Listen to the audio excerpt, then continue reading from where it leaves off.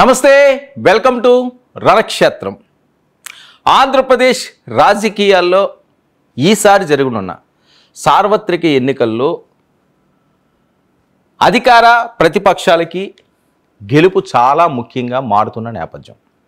మరొకసారి వైఎస్ఆర్సీపీ ఎట్టి పరిస్థితుల్లోనూ విజయం సాధించాలని, వైసీపీకి బ్రేక్ వేసి అధికారం చేపట్టాలని పొత్తు పార్టీలు విస్తృతంగా ప్రచారాలు చేసినాయి. ఆ విధంగానే ముందుకు సాగినాయి. అయితే ఈసారి జరుగుతున్న ఈ ఎన్నికల్లో చాలా కీలకమైన నియోజకవర్గాలు ఉన్నాయి. వైఎస్ఆర్సీపీ ప్రధానంగా దృష్టి పెట్టిన పలు నియోజకవర్గాలు పిఠాపురం పవన్ కళ్యాణ్ పోటీ చేసేది, హిందూపురం బాలకృష్ణ పోటీ చేసేది, మంగళగిరి లోకేష్ పోటీ చేసే స్థానాలు. ఇక్కడ ఎట్టి పరిస్థితుల్లోనూ వైసీపీ జెండా పాతాలి.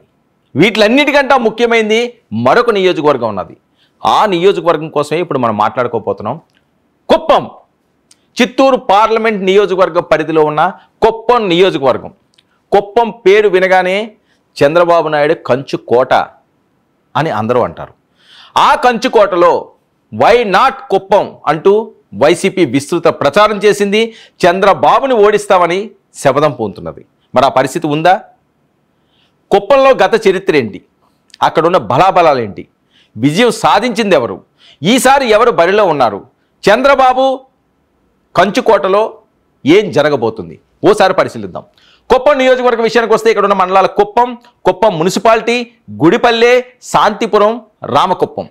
ఓటర్లు పురుషులు 1,11,428 కాగా స్త్రీలు 1,11,860.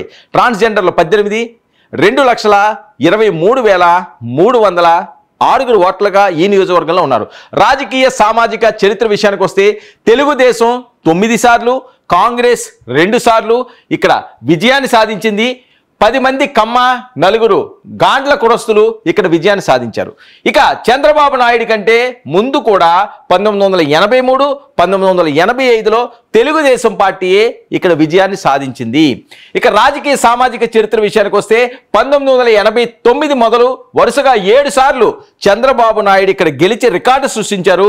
ఇప్పటి వరకు బోనీ కొట్టని వైసీపీ. ఇక సామాజిక ముఖచిత్ర విషయానికి వస్తే పల్లెరెడ్డి 26%, ఎస్సీ 14%, కురుమ 8%, బలిజ 8%, ముస్లిం 6%, బోయా వాల్మీకి 6%, ఇతర కులాలు 32%గా ఇక్కడ ఓటర్లు ఉన్నారు. కుప్పం నియోజకవర్గం 2014 ఇక్కడ ఓటమి ఎరుగని నాయకుడు చంద్రబాబు నాయుడు గారు. గత 7 సార్లు కూడా ఆయనే విజయాన్ని సాధించారు. 2014లో కూడా రాష్ట్ర విభజన తర్వాత చంద్రబాబు నాయుడు వైపే ఇక్కడ ప్రజలు మొగ్గు చూపించారు. చంద్రబాబు నాయుడు, నారా చంద్రబాబు నాయుడికి అప్పుడు వచ్చిన ఓట్లు 1,02,952 కాగా ఆయన ప్రత్యర్థి కె చంద్రమౌళికి 55,839 ఓట్లు పోలేని 47,121 ఓట్లతో చంద్రబాబు నాయుడు గారు 2014లో విజయాన్ని సాధించారు. 2019లో కూడా మరొకసారి చంద్రబాబు నాయుడు గారికి విజయం వరించింది. ఆయనకు వచ్చిన ఓట్లు 1,146 కాగా అదే చంద్రమౌళికి 69,424 ఓట్లు వచ్చినాయి. 30,722 ఓట్లతో చంద్రబాబు నాయుడు మరొకసారి విజయాన్ని సాధించారు. మరి ఇప్పుడు మరొకసారి కూడా చంద్రబాబు నాయుడు గారే ఇక్కడ బరిలో ఉన్నారు. ఆయన సొంత గడ్డ. సో ఆయన మీద ఈసారి యువకుణ్ణి ఇక్కడ బరిలో ఉంచారు జగన్మోహన్ రెడ్డి గారు. కేఆర్జే భరత్ ఈసారి చంద్రబాబు మీద పోటీలో ఉన్నారు. ఇక వైఎస్ఆర్సీపీ అభ్యర్థికి కలిసి వచ్చే అంశాల విషయానికి వస్తే ఆయన రిటైర్డ్ ఐఏఎస్ అధికారి చంద్రమౌళి కొడుకు. అంతేకాకుండా కృష్ణ రాఘవ జయేంద్ర భరత్ తండ్రి 2014, 2019లో చంద్రబాబు మీద పోటీ, ఓటమి.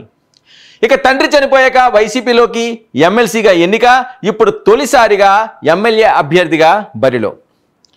ఇక 1978లో చంద్రగిరి నుంచి తొలిసారి ఎమ్మెల్యే, మంత్రి. 1983లో చంద్రగిరిలో ఓటమి. 1989 నుంచి కుప్పంలో పోటీ. వరుసగా అన్ని ఎన్నికల్లోనూ చంద్రబాబే గెలిచిన హిస్టరీ. ఇక గత 3 ఎన్నికల్లో రిటైర్డ్ ఐఏఎస్ చంద్రమౌళి, ఆయన కొడుకు ఈయన మీద ప్రత్యర్థులుగా ఉన్నారు. ఇక కుప్పం మున్సిపాలిటీ ఏర్పాటు, హంద్రీనివా ద్వారా కుప్పం కాలువకు నీళ్లు లాంటివి వైసీపీ ప్రచారాస్త్రాలు. వై నాట్ 175 అనడం, పెద్దిరెడ్డి ప్రత్యేకంగా దృష్టి పెట్టడం కూడా చంద్రబాబు నాయుడు ఓడించాలన్న పట్టుదలలో భాగమే. ఇక కుప్పం తమ కంచుకోట అనే ధీమా టీడీపీది. ఎమ్మెల్సీ శ్రీకాంత్కు నియోజకవర్గ బాధ్యతలు అప్పగింత. ఇటీవల కుప్పం పర్యటనలు చంద్రబాబు నాయుడు గారు చాలా పెంచారు. కుప్పం మీద ఎక్కువగా దృష్టి పెట్టించారు. అక్కడ ఏదో జరగబోతుంది అని చెప్పి పెద్ద ఎత్తున వార్తలు హల్చల్ చేస్తున్న నేపథ్యంలో తన కంచుకోటను కోల్పోకూడదని చెప్పి పూర్తి స్థాయిలో దాని మీద ఫోకస్ పెట్టినట్టు. అలాగే వాళ్ళ కుటుంబ సభ్యులు భువనేశ్వరి గారు ప్రత్యేకంగా అక్కడ బాధ్యతలు తీసుకున్నారు, ప్రచార బాధ్యతలు. ఆమె ఇంటింటా ప్రచారాలు నిర్వహించారు. మరొకసారి చంద్రబాబు నాయుడు విజయాన్ని ఎవరూ ఆపలేరన్నది వాళ్ళ ధీమా.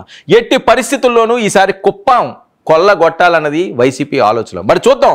చాలా కీలకంగా ఆంధ్రప్రదేశ్ 2024 సార్వత్రిక ఎన్నికల్లో అందరి దృష్టి ఈ కుప్పం మీదే. ఏం జరుగుతుంది ఇక్కడ? ఎవరిని ప్రజలు గెలిపించుకుంటారు?